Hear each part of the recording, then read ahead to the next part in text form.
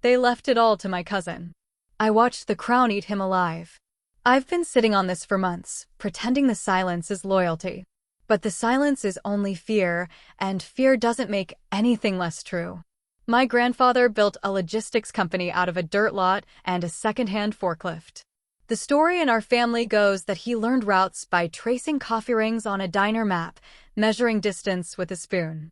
He taught my father the business the way other dads teach kids how to throw a ball hands-on, shoulder to shoulder, proud when the line was straight and the numbers closed. We were never flashy. We were bills paid, trucks clean, payroll early people. Our family wealth wasn't yachts. It was that feeling when you lock up at 9 p.m. and every invoice balances down to the penny. You can imagine how it felt when, after my father died, the board and the old family attorney announced the succession plan my grandmother had signed in her last confused year. It named my cousin, Adrian, as CEO and primary heir. Not me. Not the kid who grew up counting pallets and who could sniff a bad bill of lading from across the yard. Not the daughter who followed dad around the warehouse, as if the sound of scan guns was a lullaby. The paper crowned the cousin who treated our loading docks like they smelled bad and who once tried to tip a dispatcher for the vibe. The excuse was that I was too close to the operations, too emotionally invested, to keep the company nimble. Adrian, with his MBA and his glossy deck slides, would modernize culture, scale through acquisition, and leverage the brand. He arrived in a matte black SUV that the company paid for before the ink on his employment agreement dried. He wore a watch expensive enough to fund a quarterly safety bonus program and joked that money makes time behave. It was funny to everyone who has never had to wait for AR to hit before cutting checks. I tried to accept it. I told myself that grief distorts judgment. Maybe he would surprise me. Maybe the bones of the company would hold under a different gate. Then he fired 2 drivers for attitude in the same week fuel prices spiked, and I watched our overtime costs tick upward because everyone who remained was covering ground with teeth clenched. I watched him smile on a podcast about family legacy, while he moved the corporate art budget into a brand refresh that consisted of neon signage that made the break room look like a bar. I watched him take selfies in a leased helicopter over a warehouse roof that still leaked when it stormed. The accountant who'd been with us since the coffee ring days, Mr. Palladino, kept his head down and his shirt starch white. He has the kind of quiet you only learn after decades of watching people try to outrun addition and subtraction. He taught me early, numbers don't take sides, they take truth. He looks like the kind of man who would apologize to a calculator before retiring it. The afternoon after the succession email, he knocked on my office door. Yes, they let me keep it. Continuity optics, and asked if I had a minute. He never asked for a minute he didn't need. We sat with the door closed while forklift beeps softened into a heartbeat outside. He didn't look at me when he spoke, just at his legal pad, which was blank. I want you to know, he said, that a signature on an errant document does not modify my conscience. I am loyal to the people who keep the lights on, and your father did that with his hands open. If the governance is wrong, the books will remember who is right. I didn't understand what he meant then. I only understood that I wasn't going to cry alone. I tried to make it work. I proposed we reinstate quarterly route audits to cut deadhead miles. Adrian called them micromanagement and suggested gamifying dispatch with a leaderboard and stock photo trophies. I asked to pause the influencer campaign he'd greenlit because our order accuracy had slipped below 99%. He asked me if I got modern consumer psychology. I asked to rebid our insurance. He asked if I knew how uncool it looked to worry about deductibles on LinkedIn. The day I realized things were going to get ethically grotesque, he forwarded me an email thread where he and his brand consultant were discussing a pop-up VIP lounge at a trade show. The lounge budget exceeded what we'd earmarked for replacing pallet jacks that squealed like opera. I said no. He replied from the tarmac with a photo of his shoes on a jet step and wrote, "LOL, it's done. Be less small." The next morning, the petty revenge fantasies began, leaking his credit card statements to a local journalist, backing up a truck full of receipts to the boardroom, swapping his beloved neon sign for a banner that read "Pay AP first." None of it would fix the rot. None of it would help the people who counted on their Thursday deposits. None of it would make my father proud. So I began doing what my father taught me. I counted. I made lists. I read. I shadowed. I helped HR interview. I ate microwaved noodles and answered 2 a.m. emails from dispatchers who just needed someone to say, "I see you." And I watched Adrian build a glass palace on sand. He expanded the expense card policy to empower team leads, then got drunk and posted a boomerang from a bottle service table with an executive from a prospective client, tagging our official account like it was an inside joke. He negotiated a deal with a new software vendor without looping in ops, then blamed ops when the implementation delayed invoicing by 2 weeks.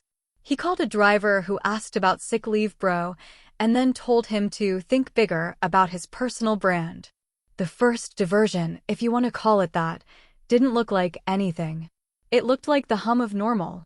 It looked like the accountant reminding me, quietly, that we had an unused entity in the group, an old holding company my father had created for a property purchase that never happened. It looked like him asking me to sign a board resolution to update the registered agent, routine, and then to authorize opening a bank account attached to the entity, to segregate non-operational inflows, also routine. It looked like housekeeping, like the right hand sweeping crumbs the left hand didn't notice. I didn't ask questions because I trusted Palladino like I trust gravity. It works even when you don't acknowledge it. He didn't ask me to do anything that smelled like smoke. The documents were clean. The resolutions referenced fiduciary prudence. The email chains included the outside counsel we'd used for decades. If there was a secret, it hid in the tone, which was unremarkable. That's how honest work sounds. Adrian's favorite word became my brand, my fleet, my vision. He moved into my father's office and had the leather replaced because sweat soaked into it, and I can't with that energy.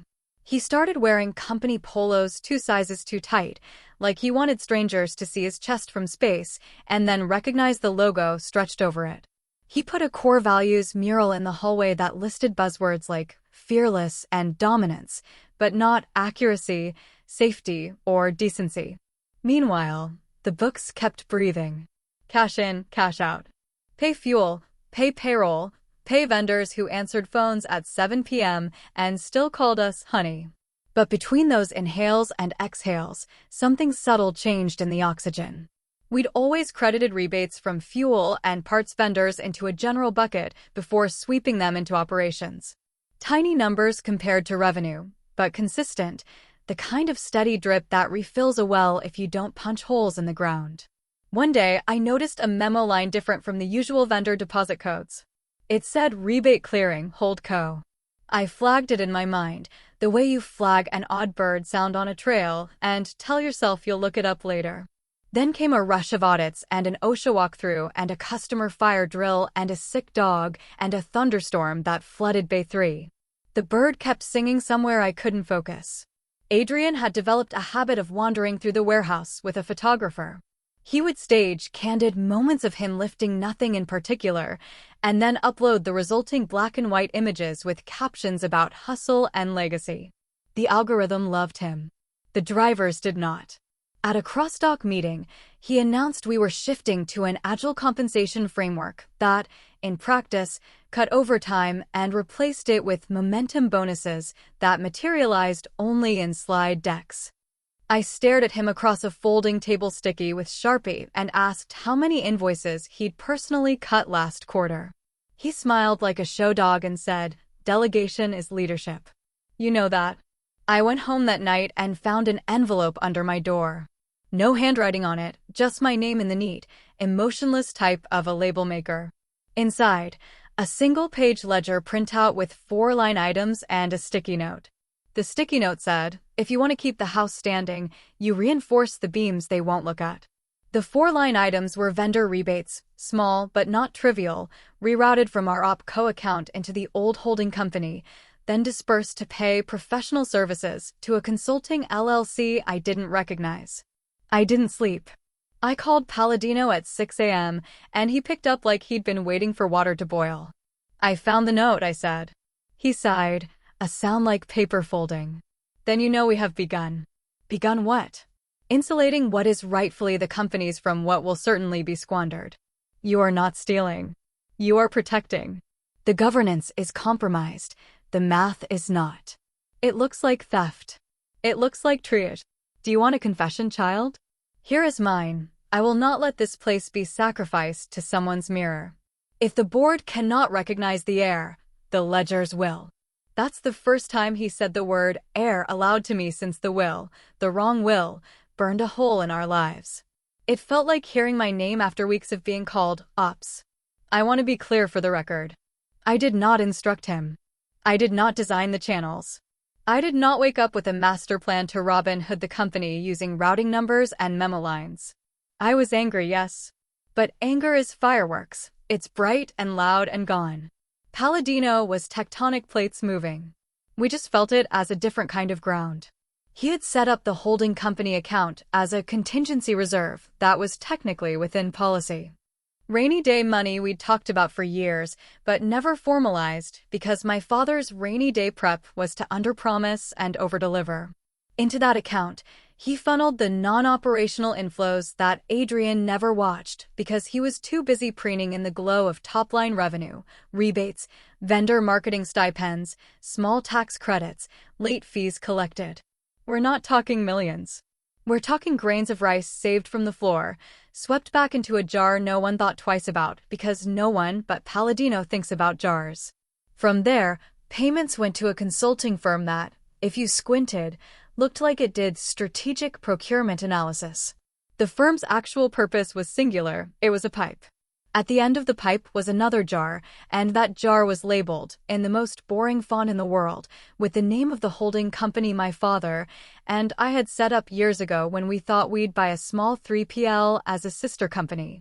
The shell remained after the deal fell through because life got busy, and we were honest enough to think we didn't need to hide anything. Palladino wasn't using it to hide anything either. He was using it to remember. Why me? I asked him in his office that now looked like a shrine to algebra. Why tell me? Because you will feel the weight appropriately, he said. And because when the reckoning comes, no one can say we conspired for your benefit. We conspired for the company's survival. You're simply the one who knows how to drive trucks and build schedules. The jar will belong to the hands that keep the lights on. Adrian will call it embezzlement. He will call any boundary a betrayal. He will call any question an insult. He will call any audit a witch hunt. These are predictable syllables. What happens when he notices? He won't, he said, and then corrected himself, because he never lies, not until the story is finished. The story. He used that word like this was literature and not payroll. I wanted to vomit. I also wanted to hug him hard enough to crease his shirt. I told myself a line that felt like a prayer and a loophole. We aren't taking from operations. We're skimming from the froth, the money others forget, the money that shows up like spare change in a couch, the money that would otherwise become a neon sign or a belt buckle for a suit. We are keeping the roof from leaking while he poses with the helicopter. We're building a safe room in a house our cousin is turning into an open-concept museum of himself. This is where I admit the confession part. Not about the legality. I've learned enough since then to know how shaky ground can still hold you if you keep your weight balanced. The confession is about the feeling. The first time I authorized a consulting invoice from that LLC, the one I knew was a pipe, the one with a name so generic it evaporated when you looked at it, my hands shook. The second time, they didn't. The third time, I did it while eating almonds and answering a Slack. By the fourth, I had a folder where I tracked the inflows and outflows with notes like Capex buffer and driver wellness and real pension, not the performative one. I was building a future like a bunker. Adrian kept giving me reasons to keep digging. He signed a partnership with a flashy retailer whose demands would have turned our routes into a pretzel to deliver sparkle water before noon in neighborhoods where sidewalks gleam. He swapped our safety training vendor for an edtech startup founded by a guy he met in a sauna. He took a photo with a brand new client in front of a truck and captioned it, "We only go up," days after I emailed him that our liftgate maintenance backlog could get someone hurt. He flaunted. That was his religion. He wore the company like jewelry and the people like props. And all the while, the jar filled slowly, grain by grain. If you're reading this to feel good, stop here. The neat version of the story ends with a ledger balancing perfectly and a signature that makes everything moral. The true version is uglier. It's coffee going cold while you decide whether your integrity includes letting your cousin set fire to a legacy, because the rules are written for people who think fire can't jump. I don't know how to end this part except to say, the account exists. The pipes are quiet. The numbers are loyal. And Adrian is still unaware, smiling with teeth that look rented, telling the internet that the secret to success is alignment. I'll tell you about the first time he tried to cut the apprenticeship program and how he sold a warehouse before anyone checked the soil. That's when the ground began to buckle and the numbers started to shout. I didn't plan to be part of a heist. Not the Robin Hood kind, not the stick-it-to-the-man kind, just a slow, quiet shifting of weight from a collapsing wall to one that could still hold. Palladino called it balancing the scales before gravity notices. I called it survival. The cracks began to show. The first public crack appeared 6 months after Adrian's coronation. He announced loudly, of course, that we were streamlining legacy programs to focus on core verticals. Translation: he cut the apprenticeship program my father started 20 years ago. That program was the reason half our drivers even stayed. It trained warehouse kids who didn't have degrees but knew how to read the road like a pulse. For them, the company wasn't just a paycheck, it was a future that didn't require luck. When I told him that cutting it would spike turnover and ruin morale, he smirked and said, "We can't keep playing savior to mediocrity." I remember staring at him, feeling something fracture in my chest. He'd never seen a 5 a.m. loading dock in February. He'd never watched a man fix a frozen lift gate with his bare hands because shutting down meant a customer wouldn't get insulin on time. Mediocrity, I repeated, like I was learning a foreign word. He just shrugged. We can outsource training to a partner program. More scalable. He used scalable the way people use holy. By the end of that month, 5 veteran drivers quit. One of them left a note in the locker room that said, "Family shouldn't feel like debt." The accountant's shadow. Palladino started sending me weekly audit memos, neutral, immaculate emails copied to Adrian's inbox, but written in a dialect that only I understood. He'd use phrases like reviewing deferred incentive accruals or balancing reserve liabilities, harmless to the untrained ear, but each one was a breadcrumb. One memo included a spreadsheet attachment named hydration.xlsx. Inside was a list of payables coded as vendor hydration offsets. I knew immediately, the jar was growing. The grains of rice had become handfuls. I called him into my office that night after everyone left. The neon mural Adrian had commissioned buzzed through the glass like a headache. "You're being reckless," I said. "I'm being patient," he replied. "There's a difference. This could bury us. Then at least it will be an honest ground." He always spoke like the company was alive, a breathing thing that needed feeding.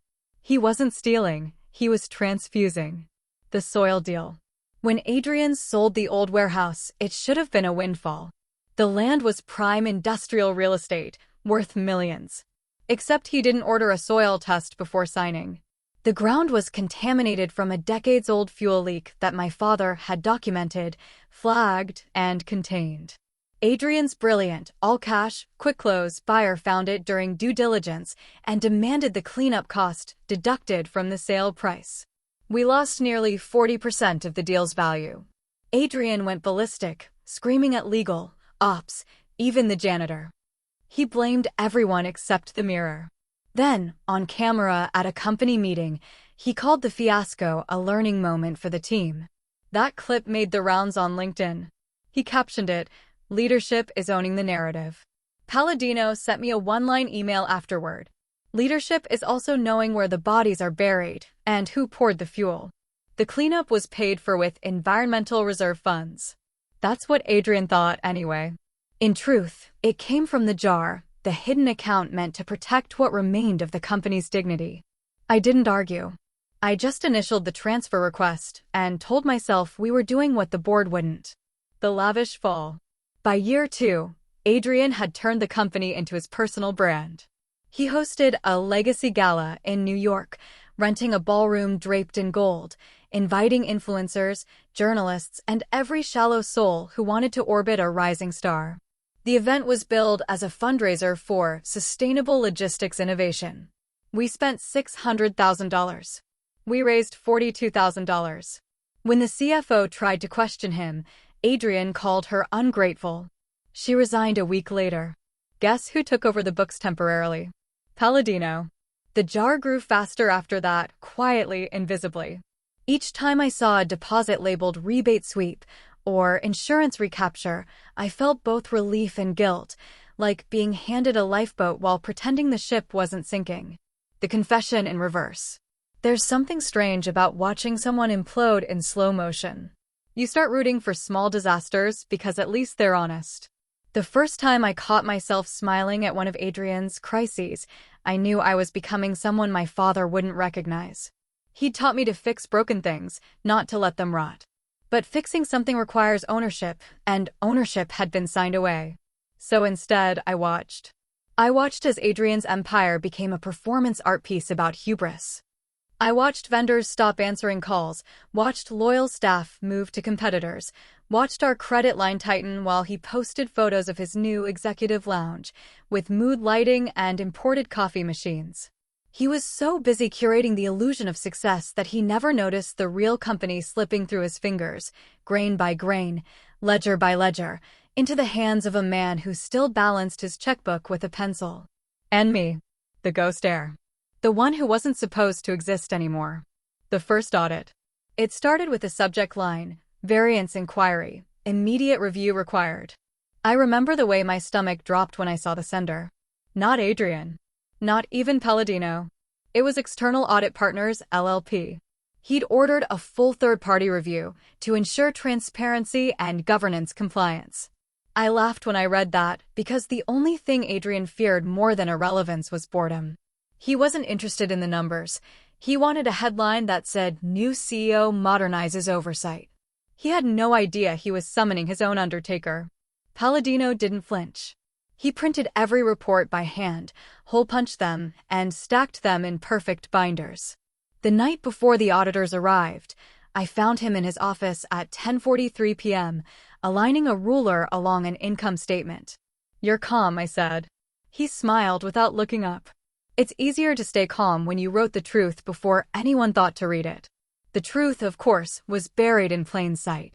The diverted funds, the secondary accounts, the consulting invoices, all technically defensible, all technically transparent if you knew where to look. He hadn't hidden the money, he'd camouflaged it with bureaucracy.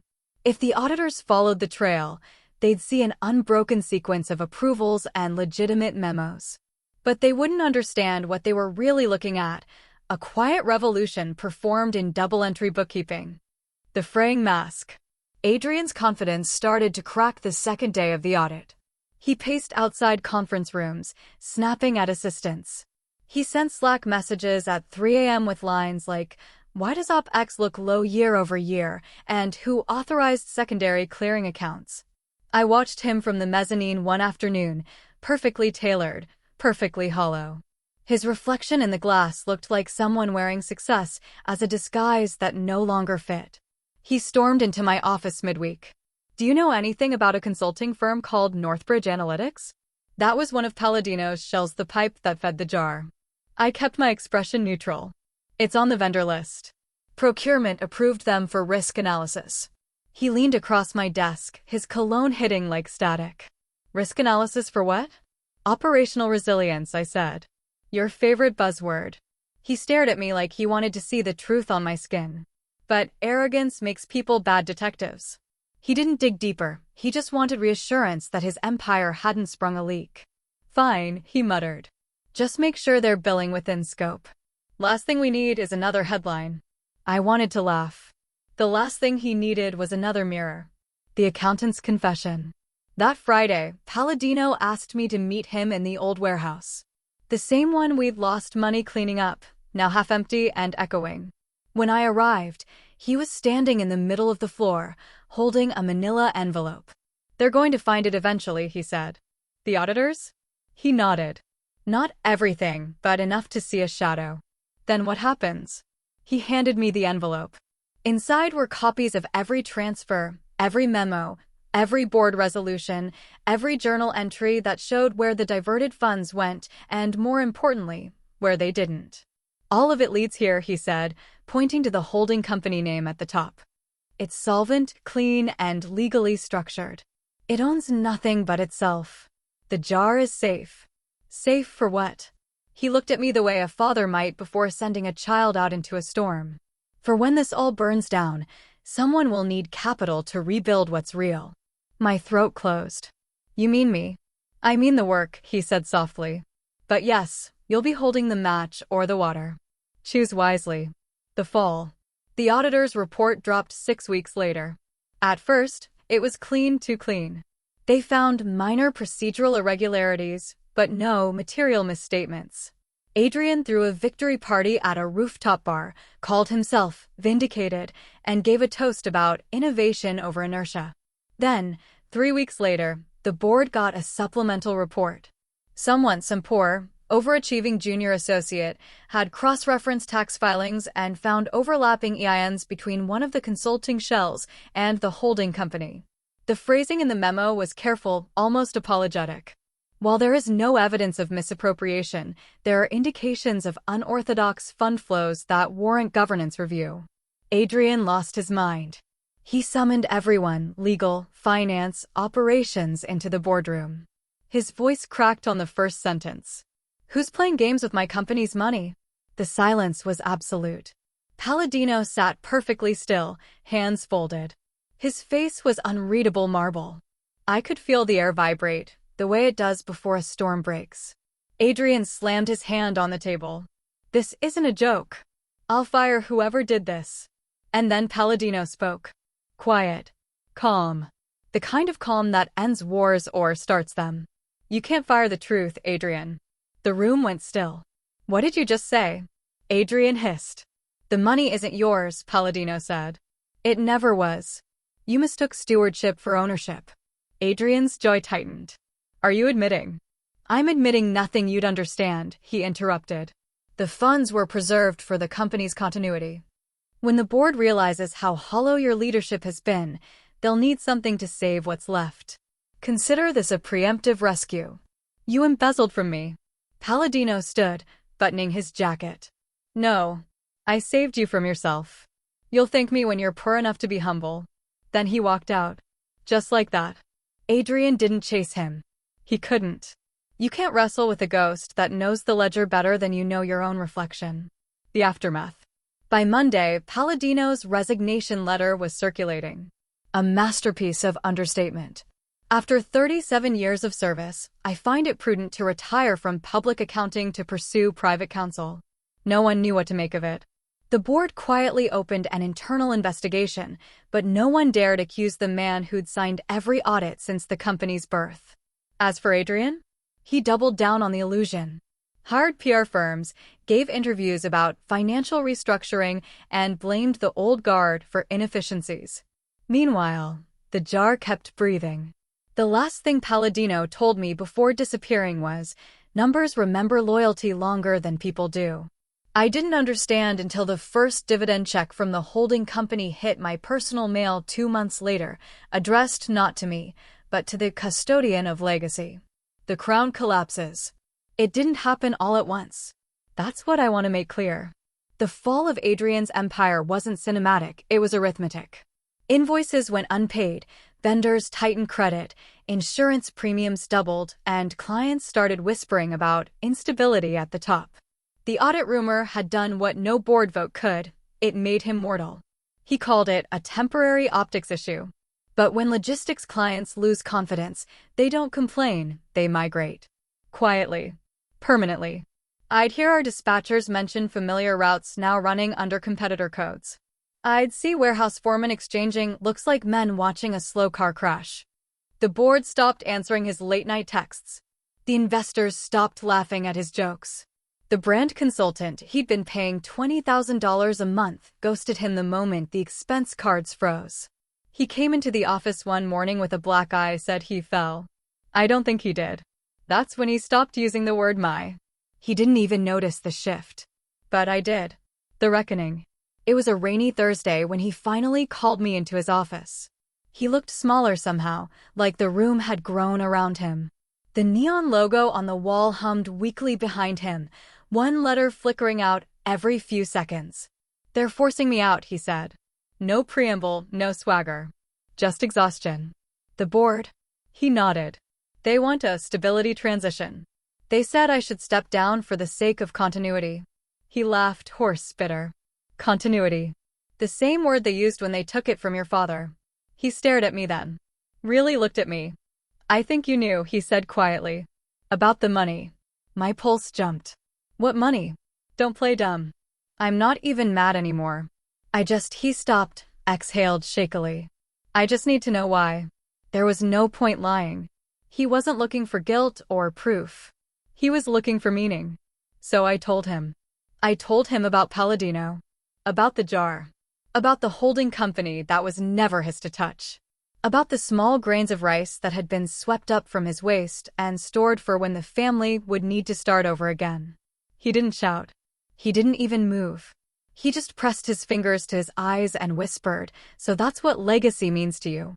I wanted to say yes.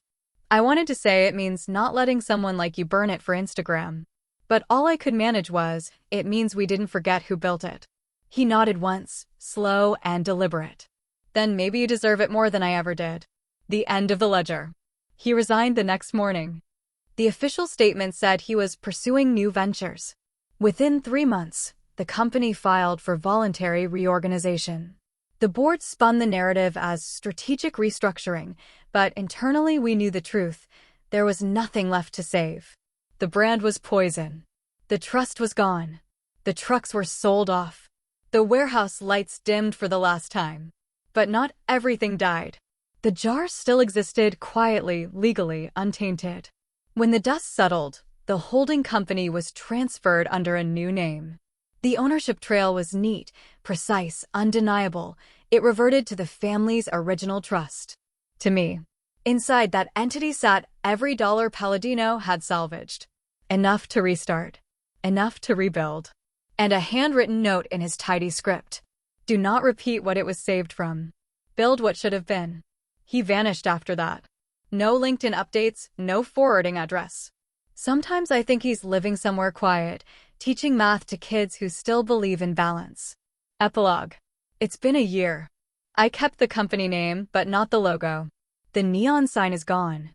The first new driver I hired was the son of one of the old apprentices. We're small again, 5 trucks, 1 warehouse, 27 people who believe in showing up before dawn and leaving after the job is done. Sometimes I still see Adrian's face online. He started a podcast about resilience in leadership. He smiles a lot. He's lost weight. He talks about learning humility. I don't think he realizes the most valuable thing he ever owned wasn't the company, it was the lesson of losing it. As for me, I still check the ledgers every Friday. I still write Palladino at the top of my balance sheets, like a prayer. And when I drive past the old warehouse, I don't feel revenge or victory. Just quiet. The kind of quiet that comes when the numbers finally balance. Because in the end, it wasn't about money. It was about the weight of a name, and who could carry it without dropping it.